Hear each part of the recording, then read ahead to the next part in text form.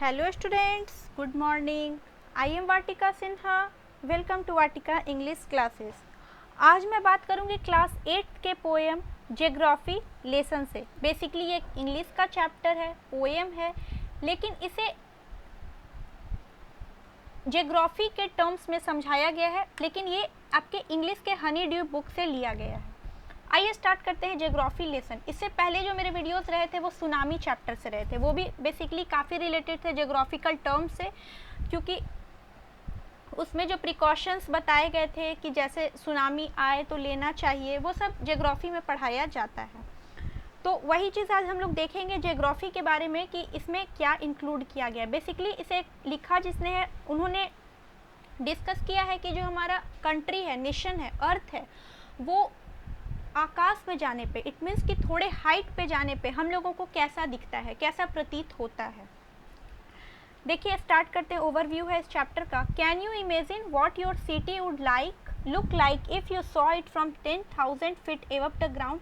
क्या आप सोच सकते हैं, इमेजिन कर सकते हैं कि अगर आप 10,000 फीट ऊपर से ग्राउंड को देखेंगे, जमीन को देखेंगे, तो वो कैसा दिखेगा। Neatly planned and perfect in proportion like a geometric design, it would strike you on something very different from what it actually while you are think of it या थिंक ऑफ इट। मतलब कि आप ऊपर से देखेंगे तो हो सकता है नीटली प्लान्ड दिखे, परफेक्ट प्रोपोर्शन में दिखे, ज्योमेट्रिक डिज़ाइन में दिखे, या फिर वो किस तरह से दिखता है इसके बारे में आज इसमें मेंशन किया गया है।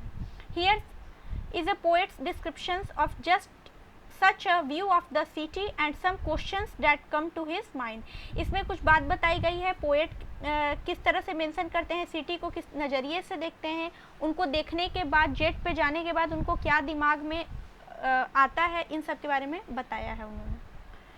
When the jet sprang into the sky, it was clear why the city had developed the way it had, seeing it scaled 6 inches to the mile। वो बताते हैं कि जेट जब ऊपर गया, स्प्रैंग का मतलब ऊपर उड़ना, राइज होना या ऊपर जाना, उस तरह से जब जाता है स्काई में, तो इट वॉज क्लियर, बहुत साफ था, स्पष्ट था कि सिटी जो है वो इतना डेवलप्ड क्यों था। जैसे वो माइल को 6 इंचेस के डिवाइड करके, डिस्ट्रीब्यूट करके देख रहे थे, there seemed an inevitability about what and ground had looked hazard, unplanned and without style when the jet sprang into the sky। उनको जो सिटी था वो बहुत हैजार्ड दिखा। हैजार्ड का मतलब अव्यवस्थित दिखा, कुछ भी चीज़ें उनको एक प्रोपोर्शन में नहीं दिखी, बिल्कुल अनप्लान्ड दिखी, जिसका कोई प्लान नहीं किया गया हो, जिसका कोई स्टाइल नहीं दिया गया हो। जैसे जैसे स्काई में जेट जा रहा था, उनको सभी चीज़ें बहुत अनप्लान्ड नज़र आ रही थी, जैसे कहीं सिटी, कहीं पे टाउन, कहीं वैलीज, कहीं माउंटेन्स, रिवर्स, ओशंस, इस तरह से दिख रहे थे। तो उन्हें काफ़ी ये सब डिज़ाइन में नज़र नहीं आ रहा था।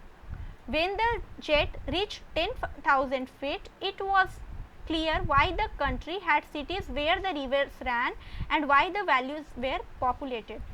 उसके बाद 10,000 फीट पे जब पहुंचा, जेट पहुंचा, तो उन्हें पता चला, ये चीज़ें स्पष्ट हुई कि जो सिटी है वो किसी नदी के किनारे क्यों बसा है, किसी नदी के किनारे सिटी क्यों बसा है। और दूसरा चीज़ उन्हें समझ में आया कि वैलीज़ इतने पॉपुलेटेड क्यों है, मतलब वैलीज़ में इतनी जनसंख्या क्यों है।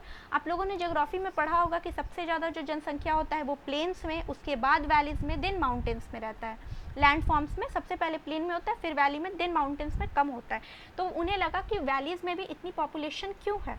The logic of geography that land and water attracted man. फिर उन्हें जियोग्राफी की बात याद आई, लॉजिक याद आया कि लैंड और वाटर जो होता है वो इंसान को अट्रैक्ट करता है। ये बेसिक नीड्स होते हैं, किसी के लिए रहने के लिए घर चाहिए, ज़मीन चाहिए, पानी चाहिए, तो वो उन्हें याद आता है कि ये दो चीज़ें जो होती है किसी को अट्रैक्ट करती है। was clearly delineated when the jet reached 10,000 feet। जब 10,000 फीट पर इनका जेट पहुंचा तो ये चीज़ें ने काफ़ी समझ में आने लगी कि ये सब इतना ऑर्गेनाइज्ड, डिसऑर्गेनाइज्ड होते, अनऑर्गेनाइज्ड होते हुए भी ऑर्गेनाइज्ड क्यों है, क्योंकि यहाँ पर रिवर है, यहाँ पर वैलीज़ हैं, इसलिए यहाँ पर population. When the jet rose 6 miles high, it was clear the earth was round and that it had more sea than land। अब जो था, सी जो था, ऊपर पहुंचा, राइज रोज राइजन होता है, तो राइज ऊपर पहुंचा 6 माइल्स हाई, मतलब 1.6 किलोमीटर के लगभग 1 माइल में होता है। तो इस तरह से जब ऊंचाई पे पहुंचा तो उन्हें समझ आने लगा कि पृथ्वी गोल क्यों है, बहुत स्पष्ट था कि पृथ्वी गोल क्यों है। उन्हें ऐसा लगा कि सी जो है समुद्र जो है वो ज़्यादा है लैंड से। ऑब्वियस सी बात है, ऊपर अगर उड़ रहा हो कोई जेट प्लेन तो ऊपर से ब्लू कलर्स बहुत ज़्यादा दिखेंगे, सी का पानी दिखेगा, तो उन्हें लगा कि समुद्र ज़्यादा है लैंड से। सही है, उनको ऐसा लगा। But it was difficult to understand that the men on the earth found causes to hate each other, to build walls across cities और to kill from that height it was not clear Y.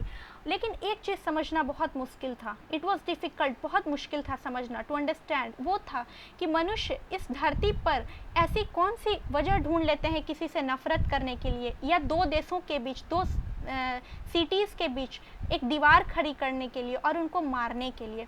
मतलब सब चीज़ स्पष्ट था कि यहाँ सी ज़्यादा है, land कम है, वैलीज़ में पॉपुलेशन ज़्यादा है। ये भी चीज़ें स्पष्ट थी कि सिटी जो है वो अनऑर्गेनाइज्ड है, सिटी जो है वो उतना अनप्लान्ड है, सिटी जो है वो किसी नदी के किनारे है। बट एक चीज़ जो उनके समझ के बाहर था वो था कि मनुष्य जो है इस धरती पर एक दूसरे से लड़ने की वजह क्यों ढूंढते हैं, क्यों किसी से नफरत करने की वजह ढूंढते हैं और एक दूसरे के बीच वो दीवार खड़ी क्यों करते हैं। From that height it was not clear why, इतनी ऊंचाई के जाने के बावजूद भी उन्हें ये चीज़ें स्पष्ट नहीं हो सकी। इसे लिखा है जुल्फ़िकर घोष ने, जुल्फ़िकर घोष, ये जरूर याद रखिएगा ऑथर का नाम। आई होप आपको ये कन्विंसिंग लगा हो, ये समझ में आया हो। लाइफ के ऊपर था, बेसिकली हाइट से बताया गया है, एक लाइफ के रिलेशन को बताया गया है कि किस तरह से एक दूसरे में हम लोग नफ़रत की भावना डेवलप करते हैं या किसी से ह्यूमैनिटी ख़त्म करते हैं, उसके बारे में बताया गया। ये काफ़ी अच्छा लेसन था। अगर वीडियो आपके लिए हेल्पफुल रहा हो तो इसे लाइक करें, शेयर करें, सब्सक्राइब करें। वीडियोस देखते हैं आप लोग, सब्सक्राइब नहीं करते हैं, सब्सक्राइब करें, बेल आइकन पर क्लिक ज़रूर कर दें ताकि मेरे अपडेटेड वीडियोस टाइमली आप तक पहुँच सके। मैं मिलती हूँ आपको मेरे नेक्स्ट वीडियो में। Thank you so much.